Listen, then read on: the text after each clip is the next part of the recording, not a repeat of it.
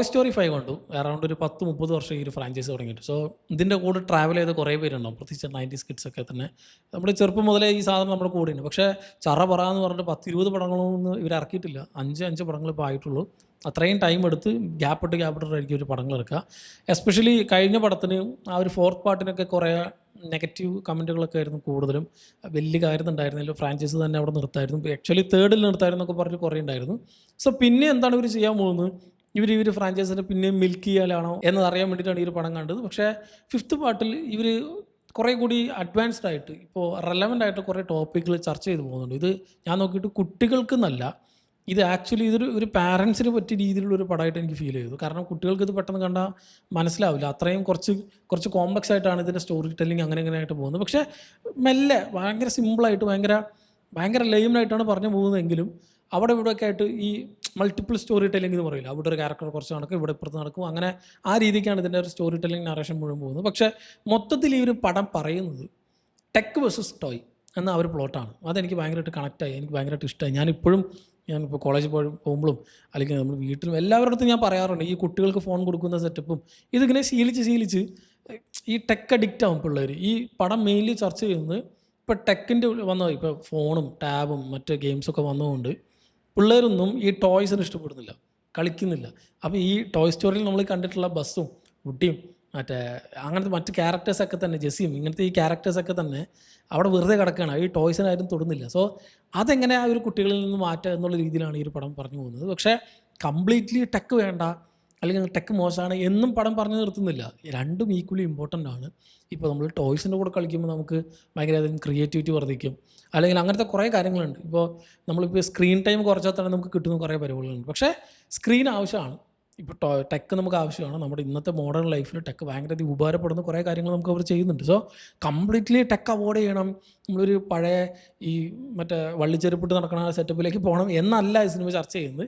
രണ്ടും equally balanced ആയിട്ട് കൊണ്ടുപോകണം എന്നുള്ള രീതിയിൽ വളരെ പോയറ്റിക്കായിട്ട് സിനിമ ചർച്ച ചെയ്ത് പോകുന്നുണ്ട്. സോ ഈ ഒരു ടോപ്പിക്ക് ഞാനീ പറഞ്ഞ പോലെ കുട്ടികൾക്ക് പെട്ടെന്നത് കണക്റ്റ് ആവാനോ അല്ലെങ്കിൽ മനസ്സിലാവാനോ കാര്യങ്ങൾ എനിക്കറിയില്ല. ചെറിയ കുട്ടികളുടെ കാര്യമാണ് ഞാൻ പറഞ്ഞത്. കുറച്ചും കൂടി ഇങ്ങനത്തെ ടാബും ഫോണൊക്കെ യൂസ് ചെയ്യുന്ന കുട്ടികൾക്ക് ചിലപ്പോൾ ഒരു പക്ഷേ പെട്ടെന്ന് കണക്റ്റ് ആവും.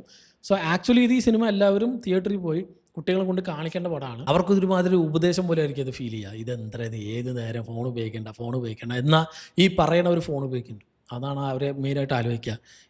അതായത് ആദ്യം നീ നന്നാവും എന്നിട്ട് എന്നെ നന്നാക്കാമെന്ന് പറയില്ല. ആ സെറ്റപ്പാണ്. നമ്മൾ കയ്യിൽ ഫോൺ വെച്ചിട്ടാണ് പിള്ളേരോട് ഫോൺ ഉപയോഗിക്കരുതെന്ന് പറയുന്നത്. സോ പക്ഷേ നമ്മൾ വേറൊരു കാര്യത്തിനായിരിക്കും ഉപയോഗിക്കുന്നത്, അത് അവർക്കറിയില്ല. ഈ കാര്യം വളരെ സിമ്പിളായിട്ട് നമ്മളിപ്പോൾ ഒരു വിഷ്വൽ മീഡിയത്തിലൂടെ നമുക്ക് പറഞ്ഞു തരുമ്പോൾ ഒരു സിനിമയിലൂടെ ഈ സിനിമയ്ക്ക് ഭയങ്കര ഇമ്പാക്റ്റ് ഉണ്ട്, നമ്മളെ കുറേ കാര്യങ്ങൾ നമ്മളെ മാറ്റാനൊക്കെ കഴിവുണ്ട് എന്നൊക്കെ പറയില്ല. ആ രീതിക്കുള്ളൊരു പടമായിട്ട് എനിക്ക് ഫീൽ ചെയ്തു. ആൻഡ് ഡിസ്നി പിക്സാറും അങ്ങനത്തെ ഒരു പ്ലോട്ടിനെ എടുത്ത് ഇന്നത്തെ റെലവൻ്റ് ആയിട്ടുള്ളൊരു ടോപ്പിക് എടുത്ത് ചർച്ച ചെയ്യുന്നു. എനിക്ക് വെറുതെ ഈ ഒരു ടോയ് സ്റ്റോറി എന്നൊരു ഫ്രാഞ്ചൈസ് ഉണ്ട്, അതിൽ വെച്ച് എന്തിറക്കിയാലും ആൾക്കാർ വരും, ബില്ല് കണക്കിന് പൈസ അടയ്ക്കുമെന്ന് പറഞ്ഞിട്ടല്ല ഇത് ചെയ്തിട്ടുള്ളത്. ഈ ഒരു ടോപ്പിക്കിനെ നല്ല രീതിയിൽ ചർച്ച ചെയ്ത് പോയത് കൊണ്ട് ഭയങ്കര റെലവൻ്റ് ആയിട്ടുള്ള കണ്ടിരിക്കാൻ പറ്റുന്ന നല്ലൊരു പാട്ടായിട്ട് എനിക്ക് ഫീൽ ചെയ്തു. ആൻഡ് ഇതിൽ പക്ഷേ ആ ഒരു ഫ്രാഞ്ചൈസ് ഇഷ്ടപ്പെടുന്നവർ, ഈ ഒരു പ്ലോട്ട് മാത്രമല്ല മറ്റ് ക്യാരക്ടേഴ്സിനൊക്കെ ഇഷ്ടപ്പെടുന്നവർക്ക് കുറച്ചൊക്കെ ഡിസപ്പോയിൻമെൻറ്റ് ഉണ്ടാകും. കാരണം ഇതിൽ ജെസ്സി എന്നുള്ള ക്യാരക്ടറില്ലേ, ആ വുഡിയുടെ കൂടെയുള്ള ക്യാരക്ടർ, ഈ ഒരു ക്യാരക്ടറിനെ ബേസ് ചെയ്തിട്ടാണ് അല്ലെങ്കിൽ ത്രൂ ഔട്ട് ഒരു ജേർണി ഫുൾ ഈ ഒരു ക്യാരക്ടറിൻ്റെ പെർസ്പെക്റ്റീവിലൂടെയാണ്.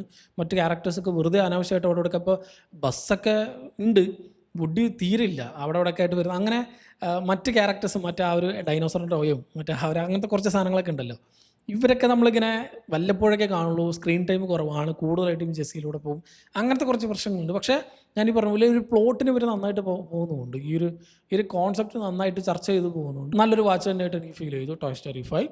കുട്ടികളൊക്കെ ഉണ്ടെങ്കിൽ തീർച്ചയായിട്ടും അവരെയും കൊണ്ട് തിയേറ്ററിൽ പോയിട്ട് മനസ്സിലാവണ പ്രായം ഉണ്ടെങ്കിൽ, ഞാൻ തീരെ മനസ്സിലാവാത്തവരല്ല, കുറച്ചൊക്കെ മനസ്സിലാവുന്ന പ്രായമുള്ളവരുണ്ടെങ്കിൽ പോയി കണ്ടുപോക്കാം. നല്ല കളർഫുള്ളായിട്ടുള്ള റിച്ച് ആയിട്ടുള്ള കുറേ വിഷ്വൽസൊക്കെ വെച്ച് നല്ല രീതിക്ക് നല്ലൊരു ഇമോഷണലി കണക്റ്റ് ആവുന്ന നല്ലൊരു കോൺസെപ്റ്റും ചർച്ച ചെയ്ത് നമുക്കൊരു ടേക്ക് അവേ കിട്ടുന്ന രീതിയിലുള്ള നല്ലൊരു സിനിമയാണ് ടോയ് സ്റ്റോറി 5. കണ്ടുപോക്കുക. കണ്ടവരുണ്ടെങ്കിൽ സിനിമ പറ്റിയുള്ള നിങ്ങളുടെ അഭിപ്രായം എന്നുള്ളത് കമൻറ്റ് ചെയ്യുക.